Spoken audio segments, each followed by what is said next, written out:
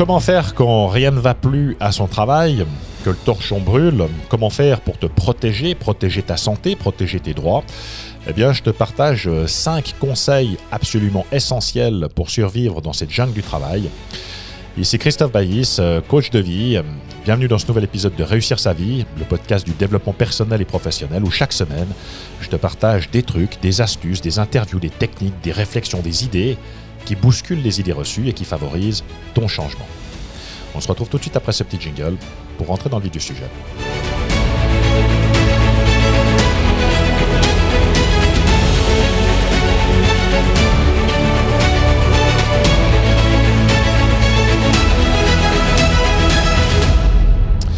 Alors salut à toi et bienvenue dans ce nouvel épisode, un épisode pratico-pratique où j'aimerais véritablement te donner des clés, des conseils avisés pour te protéger tes intérêts dans cette jungle urbaine qui est devenue le monde du travail. Parce qu'effectivement, très souvent aujourd'hui, la vie professionnelle n'est plus un long fleuve tranquille. Aujourd'hui, on a énormément de gens qui se retrouvent en détresse, en souffrance, qui sont dans le mal-être, qui sont dans la perte de sens, le burn-out, la dépression, le bore-out, le brown-out. Enfin, toutes ces choses magnifiques qui augmentent d'année en année. Et finalement, si on est préparé à ce genre d'événement, c'est toujours beaucoup plus facile de pouvoir s'en sortir, je dirais pas à son avantage, mais disons qu'en tout cas de faire respecter ses droits, parce que évidemment que le but de ma capsule n'est pas de faire en sorte que les choses s'enveniment, mais de faire en sorte que tu puisses te sortir de situations absolument détestables, sans encombre, en protégeant tes droits, en protégeant surtout ta santé, parce que effectivement, lorsqu'on tombe en burn-out, il faut savoir que ce sont les conséquences d'un burn-out sont dramatiques, puisque la personne n'arrive plus à fonctionner. Il y a un matin où tout à coup on n'arrive plus à se lever, on ne peut plus fonctionner, et puis que pour remonter d'un burn-out, d'un vrai burn-out, s'entend au sens où au niveau neurologique, il y a eu un court-circuit et que ça a grillé véritablement dans le cerveau, on parle de 4 à 5 ans pour remonter la pente. Donc, se dire que si on arrive à échapper à ces situations-là, dans de bonnes conditions, à faire en sorte finalement que ça ne nous arrive pas, c'est tout ça de gagner. Alors, je vais te donner 5 conseils. Tu pourras passer d'un chapitre à l'autre si d'aventure certaines choses ne t'intéressent pas, ce dont je doute, mais le tout premier conseil que j'aimerais te donner, c'est de prendre une protection juridique si ça n'est pas encore fait. Pourquoi une protection juridique? Parce qu'aujourd'hui, effectivement, c'est plus comme il y a 30 ans en arrière. Aujourd'hui, on tombe rapidement dans des histoires juridiques. Le fait d'avoir une protection juridique te protège non seulement contre ce qui peut arriver à ton travail, mais il y a également des protections juridiques qui protègent toute la famille pour les affaires, que ce soit d'accidents, de circulation, etc., ou toute problématique juridique qui pourrait y avoir. Donc, c'est très intéressant d'avoir tout à coup accès à un conseil qui va pouvoir te donner ou te taper les lettres ou faire les démarches nécessaires pour pouvoir faire valoir ton bon droit. Donc ça, c'est la première des choses. Et pourquoi c'est intéressant? Parce que c'est un très faible coût. Donc une protection juridique, pour la Suisse, on a des assurances entre 150 et 250 francs par année pour toute la famille, qui viennent couvrir toute ta famille. Et ce qui est intéressant par rapport à ça, c'est le faible coût par rapport à la grosse couverture qui va être la tienne, puisque la plupart des assurances proposent une couverture jusqu'à 250 000 francs de frais d'avocat. Donc pour te dire que c'est carrément gigantesque comme couverture. Et ça va te permettre de ne pas tout à coup devoir réfléchir, est-ce que je prends un avocat ou est-ce que j'en prends pas? Parce que généralement ce qui se produit, c'est que lorsque nos droits sont bafoués ou qu'on estime que nos droits sont bafoués, quand les gens tout à coup se disent ok, je vais prendre un avocat, ils prennent rendez-vous avec un avocat, puis quand ils se rendent compte des tarifs, finalement ils décident qu'il est urgent de ne rien entreprendre et on va laisser tomber, et puis finalement on en sera pour nos frais avec non seulement avoir vécu l'insulte, l'injure ou la difficulté, mais en plus avec la rumination de ne pas avoir, de vivre encore une injustice supplémentaire. Pourquoi? Parce qu'on n'arrive pas à s'exprimer, à faire valoir son bon droit.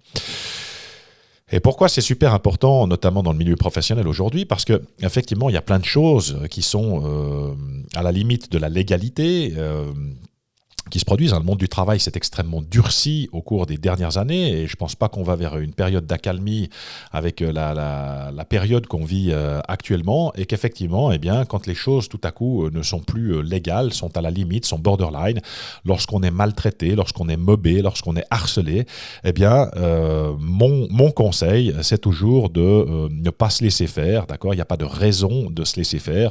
Pourquoi ? Parce que la majorité des gens, très souvent, se disent « Ok, ça va plus, je vais changer de crèmerie » et puis comme ça, en espérant que la problématique va se régler par elle-même. Le gros problème de cette manière de faire, c'est que tout à coup, on va se mettre en recherche d'un autre emploi, on va changer simplement de crèmerie.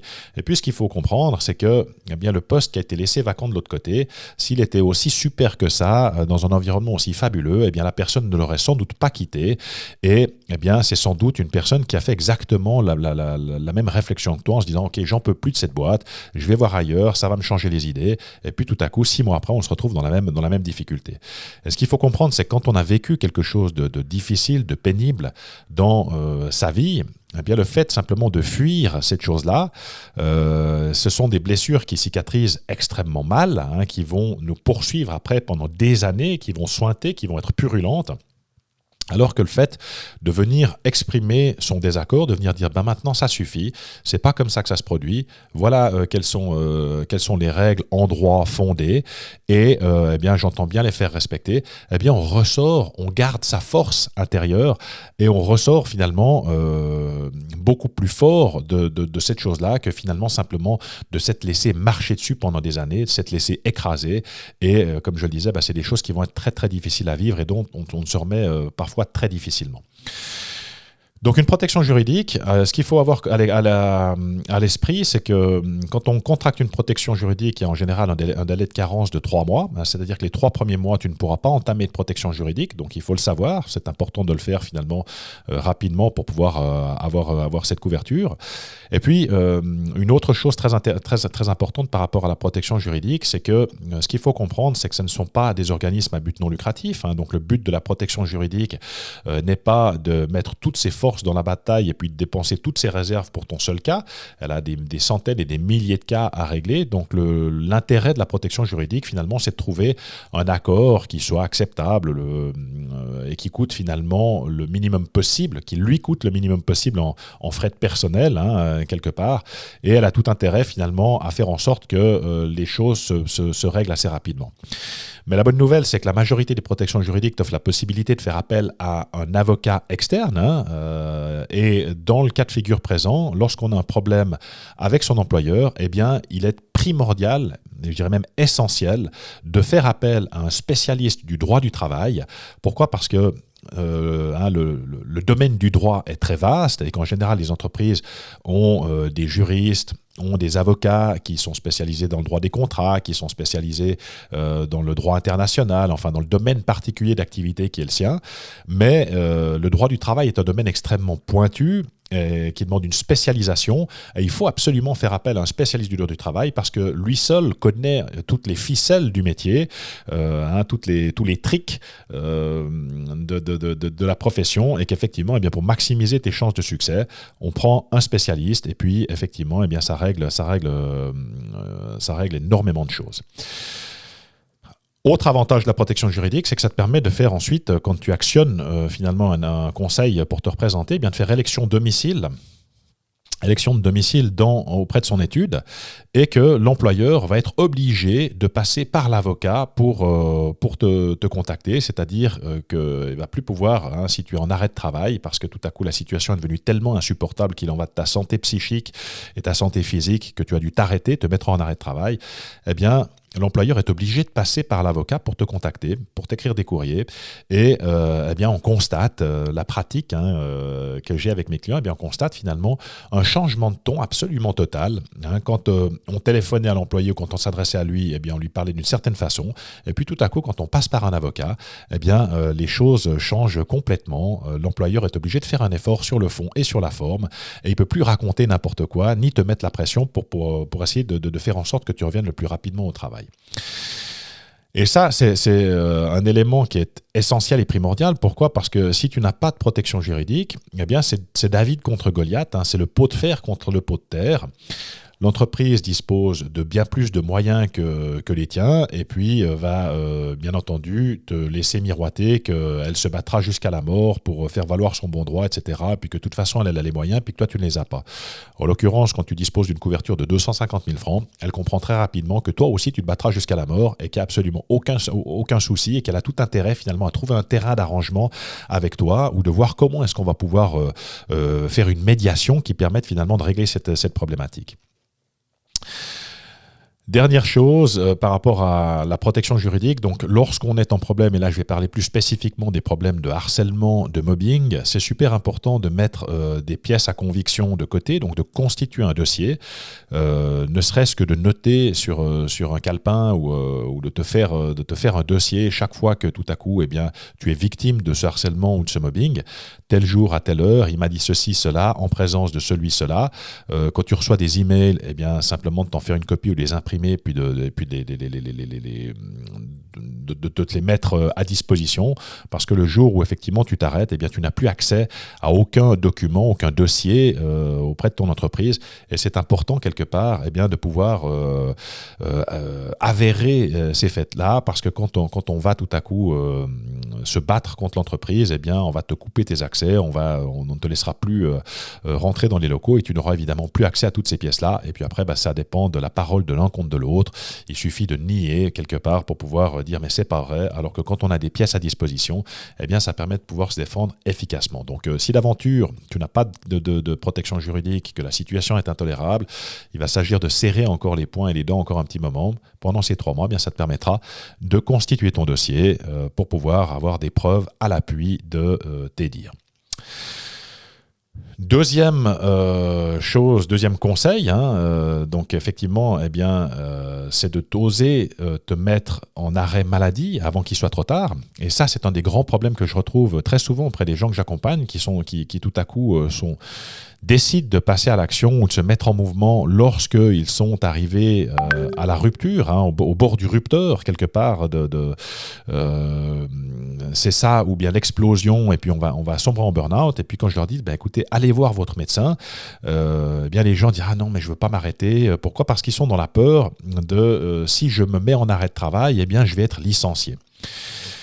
Et ce qu'il faut comprendre là, c'est que bien sûr, c'est normal d'avoir peur de perdre son travail, on a tous besoin d'un salaire pour pouvoir manger, mais que la finalité, c'est est-ce que j'ai peur de perdre mon job ou est-ce que j'ai peur de perdre ma santé ? Parce que si j'ai plus de santé, je vais plus avoir de job. Et effectivement, si je continue sur cette pente-là, il est fort probable que je me retrouve en dépression, en burn-out, que je finisse par exploser. Et la finalité sera exactement la même. Je vais me retrouver en arrêt de travail. À la différence près, c'est que lorsque la corde a cédé, il va falloir après réparer les dégâts. Et comme je le disais en préambule, remonter un burn-out quand on a vraiment fait un burn-out, que ça a cramé véritablement dans le cerveau, il s'agit de 4 à 5 ans pour pouvoir se retaper. Et qu'est-ce qui se produit pratiquement dans les cas où tout à coup on est en arrêt maladie ? Il y a une protection pendant laquelle ton employeur ne peut pas te licencier, et une protection médicale, quand j'ai un certificat médical, et cette protection est valable 1 mois par année de travail. D'accord ? Si tu as 10 ans de service, c'est-à-dire que tu vas avoir 10 mois de protection pendant lesquels, lorsque tu es sous arrêt médical, l'employeur ne va pas pouvoir te licencier. Si tu as 3 ans, c'est 3 mois. Donc, pendant 3 mois, ton médecin va te faire un certificat de travail et l'entreprise ne pourra pas te licencier. Et si la situation est suffisamment grave, il est fort probable que 3 mois, ce soit un petit peu court pour pouvoir te remettre. Et qu'est-ce qui se passe généralement ? L'entreprise, sitôt passé ce délai de protection de 3 mois ou de 10 mois ou du nombre de mois que tu as au sein de l'entreprise, te licencie. Donc la finalité, c'est d'un coup tu es tombé en burn-out, tu es tombé malade, l'entreprise à contribuer, si tu veux, à ce que tu tombes en dépression, en burn-out et que tu tombes malade. Et puis tout à coup, ça va être à toi de te retaper tout seul dans ton coin, parce que l'entreprise va te licencier en disant il est plus apte au travail, donc comme il peut plus se rendre à son travail, on le licencie, ce qui est parfaitement légal. Et après, qu'est-ce qui se produit ? Donc tu es licencié. on te donne en général, on va te payer tes 3 mois de salaire et puis ciao, goodbye. Et à l'issue de ces 3 mois de salaire, eh bien, l'inscription au chômage avec encore 18 mois de prestations au chômage. Et ce qu'il faut comprendre, c'est que le chômage, ce n'est pas la meilleure période pour se retaper. Pourquoi ? Parce que quand on est au chômage, eh bien, on subit un stress. Il y a déjà la pilule qu'il va falloir avaler en se disant mais quand je pense à tout ce que j'ai fait pour l'entreprise et puis voilà comment on me remercie, donc ça va être une énorme frustration qui va sans doute encore contribuer à péjorer ta situation. On est dans un stress, pourquoi ? Parce qu'il y a une pression financière, il faut retrouver du travail, on va devoir chercher de nouveau un poste qui nous convienne et puis surtout qui nous permette de survivre. Donc ça va être des gros efforts à fournir et puis il faut comprendre que le marché du travail aujourd'hui est extrêmement pointu et difficile. Il y a énormément de gens qui sont à la recherche de travail, non seulement les gens qui ont perdu leur emploi, mais en plus les gens qui sont en emploi et qui cherchent à changer précisément de crèmerie, et puis tous les étrangers qui souhaitent venir travailler en Suisse pour également trouver un job. Donc je ne dis pas ça pour t'apeurer, parce qu'il est tout à fait possible de retrouver un travail, mais ce que je veux dire, c'est que ça va être de gros efforts à fournir. Le chômage t'impose de faire X recherches par mois, donc c'est une obligation si tu veux toucher tes subsides. Et puis, quand on commence à faire une multitude, c'est très prenant en termes de temps. Il va falloir constituer un dossier spécifique pour chacune des entreprises avec une lettre de motivation qui soit tailor-made pour l'entreprise en question. Donc c'est beaucoup d'énergie à mettre là-dedans. Et puis, il y a une majorité d'entreprises qui ne te répondent même pas. Lorsque tu obtiens une réponse, eh bien très souvent c'est une réponse négative. Et puis quand on est mal et puis que tout à coup on décroche quand même un entretien, eh bien notre body language va parler pour nous. La personne va sentir qu'on n'est pas complètement OK, qu'on n'est pas on n'est pas solaire, on n'est pas rayonnant, on n'est pas bien dans nos baskets, il y a quelque chose qui joue pas. Et puis le fait de tout à coup de tomber malade, de tomber en burn-out, eh bien c'est quelque chose qui peut faire peur aux entreprises. Donc encore une fois, je le dis pas pour faire peur ou mais simplement pour avoir conscience finalement de ceci, oser se mettre en arrêt maladie avant qu'il soit trop tard, donc quand on sent que c'est plus possible, quand on a donné ce qu'on avait à donner, parce que la finalité, c'est que de toute façon, si tu tombes malade, on te virera de toute façon, et que il va te falloir beaucoup plus de temps pour essayer de te remettre, et puis après 18 mois de chômage, c'est l'assistance publique, et ça devient compliqué. Donc ne pas avoir peur de ça, parce que la finalité, c'est que de toute façon, il vaut mieux que tu commences à te retaper tout de suite, parce que finalement, l'entreprise est également responsable de ce qui t'arrive, plutôt que de le faire seul de ton côté, et puis que l'entreprise s'en lave les mains, dit écoutez, le mec c'est un faible, c'est un nul, et puis on s'en lave les mains. Troisième conseil, c'est effectivement d'aller chez un psychiatre quand on a des problèmes de burn-out, dépression. Bien sûr que tu peux commencer par aller chez ton généraliste. Seule chose qu'il faut savoir, c'est que le généraliste ne peut te faire un arrêt de travail que pour 1 mois. Donc le premier mois, c'est pas un souci. Donc tu prends rendez-vous chez ton généraliste. Mais ensuite, il va falloir te diriger chez un psychiatre, donc un spécialiste de la chose qui va pouvoir lui te délivrer un arrêt de travail par rapport à ta situation. Donc constater qu'effectivement c'est mérité, ou quand je dis mérité, c'est pas une question de mérite, mais que c'est nécessaire de t'arrêter, faute de quoi ça va encore péjorer la situation et que ça n'est pas possible de continuer comme ça. Quatrième conseil, et peut-être ce 4e conseil, ça devrait peut-être être le tout premier en fait, celui de oser dire, oser se positionner. Et ça, c'est peut-être la principale cause de tout ce qui précède, de tout ce que je viens de dire, c'est que ce que j'ai constaté pendant mes 30 ans de carrière professionnelle, mes 30 ans de salariat, c'est qu'on a énormément de gens qui sont dans la frustration, qui sont pas bien, qui sont au bout du rouleau, en quelque sorte. Quand on sait qu'aujourd'hui, c'est 1 personne sur 3 qui a besoin d'antidépresseurs pour continuer, parmi les travailleurs, et que ça ne tient pas compte de gens qui ont besoin d'autres substances pour continuer.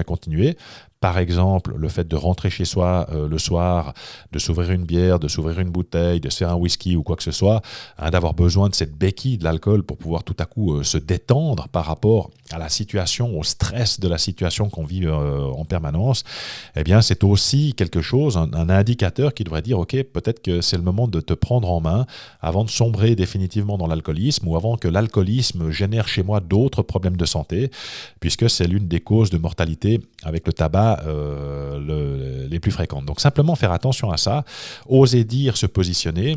Et quand je parle de oser dire, se positionner, pourquoi ? Parce que en fait, ce sont une succession de petites boulettes, de petits traumatismes, de petites frustrations qui se transforment à la longue en bombes à retardement. Et puis tout à coup, il y a un jour où la goutte d'eau fait déborder le vase, c'est l'explosion.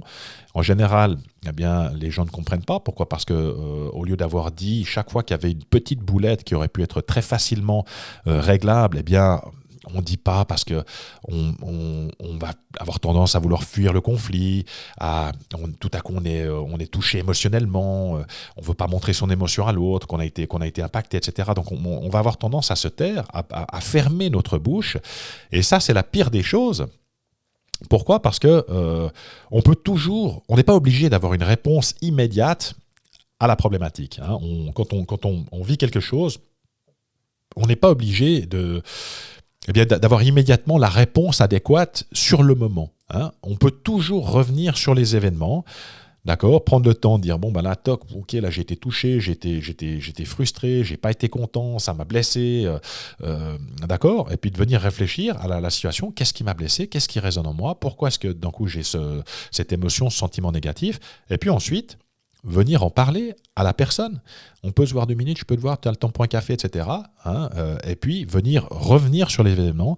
Ben, je voulais revenir sur ce que tu m'as dit ce matin, ou sur hier, ou la semaine passée, et puis parler de la chose. Et dire, ben voilà, moi, quand tu m'as dit ça, voilà ce que j'ai ressenti. D'accord, je me suis senti pas respecté, je trouvais la situation injuste. D'accord, on vient exprimer son ressenti, et puis faire une demande claire à l'autre. Donc à l'avenir, voilà, sache que j'aimerais bien qu'on puisse trouver un terrain d'entente pour pouvoir pacifier la situation et surtout pour pouvoir se dire pourquoi. Parce que ce qui génère chez les gens, et ça c'est très important de le comprendre, ce qui génère notre souffrance, notre douleur dans la vie, ça n'est pas tant la situation que la perception que j'ai de la situation, hein, la signification que je vais attacher en fonction de ma carte du monde, hein, de comment je perçois les choses, et qui va venir lui donner une coloration en termes émotionnels. Et puis, si tout à coup, je viens pas... Mes émotions sont là pour me communiquer que quelque chose est OK pour moi ou que quelque chose n'est pas OK pour moi. Et si je fais rien de ce signal, il y a un moment donné où le cerveau dit, bon, tiens, c'est un mauvais signal, puis il prête plus attention à ce signal. Et puis, on vit dans cette frustration, ça devient notre norme. Hein, et pour finir, frustration, colère, tristesse, émotions négatives, difficiles. Et puis, c'est ça qui nous conduit finalement à la dépression, au stress, au mal-être, etc., etc. Donc, oser se dire, on peut toujours revenir sur ce qui a été dit. Il n'est pas utile, ni nécessaire, ni même peut-être conseillé de réagir à chaud. Hein, prendre le temps de la réflexion. Et puis, quand tout à coup, il y a une petite chose qui nous dérange, eh bien, on vient en parler à l'autre. Et puis, comme ça, l'autre, il sait que ça nous dérange. Alors que peut-être que ça peut être des plaisanteries grivoises, etc. Et puis d'un coup la personne dit mais écoute, moi quand tu fais ce genre de plaisanterie, eh bien moi ça me met mal à l'aise. J'aimerais bien que tu cesses. Ok ? Et c'est ton droit de pouvoir venir te positionner, de venir te dire, pour pouvoir finalement empêcher que cette succession de petites boulettes se transforme en bombe atomique à retardement, et puis qu'un jour on ne puisse plus blairer la personne, et puis que ça devienne quelque chose d'absolument incontrôlable. Et puis le dernier conseil que je souhaite te donner, donc pour aujourd'hui, eh bien, c'est de se faire accompagner. Se faire accompagner quand on sent que tout à coup on est dans le dur, que on se sent pas à la bonne place, on sent qu'il y a quelque chose qui cloche, qu'on n'est pas bien, qu'on n'est pas heureux, qu'on est triste, qu'on est énervé, qu'on on pense qu'on rejette la faute sur les autres, qu'on a tendance à se victimiser, à dire j'ai pas de chance, ça va pas, etc. et tout. Venir se faire accompagner avant que ça prenne de nouveau des proportions incontrôlables. Pourquoi ? Parce que le fait de se faire accompagner, on ne peut pas changer tout seul, d'accord ? C'est un mythe que de penser que, ok, je suis un self-made man, je suis un homme ou une femme, hein, ok, j'ai pas de problème, je vais y arriver tout seul. On ne peut pas changer un comportement dont on n'a pas conscience. On a tous, comme je l'ai déjà mentionné à plusieurs reprises dans mes capsules, des biais psychologiques, des angles morts dans notre psychologie, des choses qu'on ne voit pas, et une difficulté à venir décoder finalement nos mécanismes de fonctionnement. Et qu'est-ce qui se produit ? Eh bien, effectivement, ça vient générer des dynamiques qui vont être soit énergivores, hein, qui vont nous bouffer, qui vont nous mettre dans le dur, dans la difficulté, dans la pénibilité, dans la fatigue, dans la démotivation, dans le désengagement. J'ai plus envie, ça n'a plus de sens. Et finalement, eh bien, quand je suis dans cette boucle-là, ça va me tirer vers le fond. Hein. C'est une vis sans fin qui te tire vers le fond jusqu'à ce que finalement, bien, tu décides de venir agir sur ces dynamiques énergivores, ou au contraire, on a des dynamiques qui sont motivationnelles, des choses qui, même quand on a passé une mauvaise journée, quand on n'est pas bien, etc., puis qu'on nous propose certaines choses, eh bien, ça nous met en énergie haute, ça nous ressource, hein, on a de la facilité, ça nous met en joie, ça nous donne du plaisir, on est motivé, on a envie, on s'engage, et ça, c'est un game changer. Donc, dès le moment où je comprends ce qui vient générer mes dynamiques énergivores ou au contraire mes dynamiques motivationnelles, eh bien, je peux agir dessus. Je redeviens le capitaine de ma vie, le capitaine de mon âme. Je suis capable de me coordonner avec ce qui est bon pour moi. Et pourquoi les gens, finalement, sont mal ? Pourquoi ? Parce qu'ils n'ont pas la conscience de leurs besoins psychologiques fondamentaux. Qu'est-ce que tu dois venir nourrir chez toi pour être heureux ? D'accord ? Si je ne sais pas te dire ce que je dois venir nourrir chez moi pour être en joie, pour avoir du plaisir, pour être dans cette facilité-là, mais qu'au contraire, eh bien, j'agis dans le sens contraire de ce qui est bon pour moi, eh bien, ça vient générer de la frustration, de la pénibilité, de la difficulté, etc. et toutes les choses que je viens de mentionner. Deuxième élément, ce sont les valeurs. Nos valeurs, c'est notre colonne vertébrale. D'accord ? C'est ce qui nous porte, on va défendre nos valeurs. Hein. Certains sont prêts à mourir pour leurs valeurs, d'autres sont même prêts à tuer pour les leurs. Hein. C'est ce qu'on voit quand il y a des guerres. Hein. Chacun dit mais moi, c'est mes valeurs, c'est les tiennes. Et quand on n'est pas en adéquation avec ces valeurs, quand on n'est pas aligné avec ces valeurs, eh bien, très souvent, c'est un facteur de burn-out. Prenons l'exemple d'une personne qui aime faire un travail de qualité, et puis tout à coup, son employeur lui dit non, mais il faut que tu travailles plus vite, il faut que tu fasses tant de pièces à l'heure, etc., etc. Puis la personne ne peut pas faire son travail de qualité, elle en souffre. Pourquoi ? Parce qu'elle, c'est quelque chose de super important. Elle se dit mais non, je pourrais faire beaucoup mieux, puis j'ai le sentiment de faire un travail de merde, ça n'a pas de sens. Et pour finir, on est dans cette frustration permanente, ça nous tire vers le bas, frustration plus frustration plus frustration, et puis c'est l'explosion. Pourquoi est-ce qu'on se fait analyser, accompagner aussi ? Eh bien, précisément parce que ça permet d'analyser la situation avec une personne qui est complètement objective, qui n'est pas un copain. Hein, on n'est pas au café du commerce en train de discuter sur le bout de la table, et puis la personne va te donner des conseils qui ne correspondent pas à la réalité de la situation, mais uniquement à sa perception propre de la situation. Donc, elle ne dispose pas des outils, des instruments, du savoir-faire pour pouvoir débrancher cette situation-là. Elle va simplement te parler en fonction de son point de vue par rapport à sa carte du monde et te donner des conseils qui sont valables pour elle. Mais c'est important d'avoir une personne qui soit complètement objective par rapport à la situation, qui soit capable d'être ton sparring partner, d'agir comme un miroir pour te faire réaliser certaines choses, pour te permettre de prendre du recul, pour te permettre d'avoir une vision hélicoptère, pour te permettre de changer de point de vue, de voir ça sous des angles différents, et puis après de trouver la signification que tu jugeras bonne pour toi. Et une fois que j'ai mis à jour les options qui s'offrent à moi pour pouvoir transformer cette situation, ça devient de nouveau facile de pouvoir faire ce qu'il faut pour améliorer son ressenti, sa qualité d'être et finalement toute sa qualité de vie. D'accord ? Et c'est vraiment super important encore. Pourquoi est-ce qu'on se fait accompagner ? Eh bien, pourquoi ? Parce que ça permet de travailler sur ces blocages qui nous empêchent de nous exprimer. Qu'est-ce qui se joue derrière en toile de fond ? Pourquoi est-ce que je n'arrive pas à faire preuve d'assertivité ? J'aime beaucoup ce mot d'assertivité. L'assertivité, c'est la capacité à parler en toute neutralité, c'est-à-dire à venir communiquer en neutralité, en acceptant que l'autre puisse avoir un point de vue différent d'une autre, en acceptant en se donnant le droit d'avoir un point de vue différent de celui des autres, et puis dire, voilà ce que je ressens, ici c'est oui, ici c'est non, et puis de ne pas être du tout dans l'agressivité, dans l'émotionnel, de sortir de cet état émotionnel, et eh bien c'est précisément ce à quoi sert le fait de se faire accompagner, prendre conscience, ce sont les prises de conscience qui sont transformationnelles dans nos vies. Je ne peux pas changer un comportement dont je n'ai pas conscience, et dès le moment où je l'ai conscientisé, eh bien je ne peux plus le déconscientiser. Tout à coup, c'est là à mon esprit, et tout à coup, je vois mes schémas, mes anciens schémas qui se mettaient en place, et puis, oulala, il y a la petite lumière rouge qui s'allume, et toc, je peux décider de faire différemment.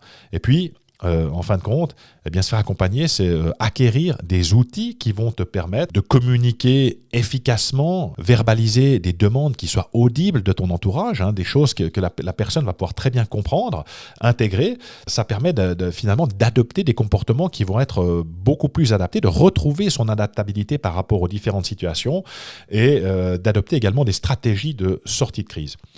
Parce que, en finalité, ce qu'il est important de comprendre, eh bien, c'est que tout ce que je réprime, alors qu'il faudrait que je l'exprime, eh bien, il y a un moment donné où je viens et je déprime. Donc, c'est super important. Donc, c'est mon cheval de bataille. C'est ma croyance ferme et définitive qu'effectivement, la solution à tous nos problèmes, eh bien, c'est la connaissance de soi qui te permettra finalement de pouvoir venir détricoter cette pelote qui fait que nous sommes sans arrêt en mode action-réaction, parce que dans 95% des situations de notre vie, eh bien, nous sommes en mode pilote automatique, et dès le moment où on arrive à se regarder, finalement à se voir penser, comprendre ce qui vient générer nos comportements, ce qui est à la source finalement de nos ressentis, de nos émotions, et ce qui vient colorer toute notre vie, eh bien, ça permet ensuite de pouvoir transformer ces choses-là pour vivre une vie qui soit beaucoup plus épanouissante. Alors voilà ce que je souhaitais te partager dans cette capsule, des conseils avisés. Le premier conseil, eh bien, d'avoir une protection juridique. Le deuxième, c'est d'oser se mettre en arrêt maladie lorsque les choses sont devenues insupportables. La troisième, c'est de faire appel à un médecin qui va également te supporter dans cette difficulté. Le quatrième, c'est d'oser se dire et se positionner. C'est même la première chose à faire, ça va peut-être éliminer les autres. Et puis la cinquième chose, eh bien, c'est de se faire accompagner pour pouvoir finalement maximiser ses chances de transformation pour pouvoir passer à la prochaine étape de sa vie. Donc si tu as aimé cette capsule, bien, je te remercie d'avance de mettre un petit pouce, un petit like, et tu peux sans autre la partager avec ton entourage. On ne sait jamais, ça peut aider quelqu'un quelque part. C'est tout pour aujourd'hui, je te souhaite une excellente journée, un excellent week-end si c'est le cas, et jusqu'à notre prochaine communication, je vous dis bye tout le monde.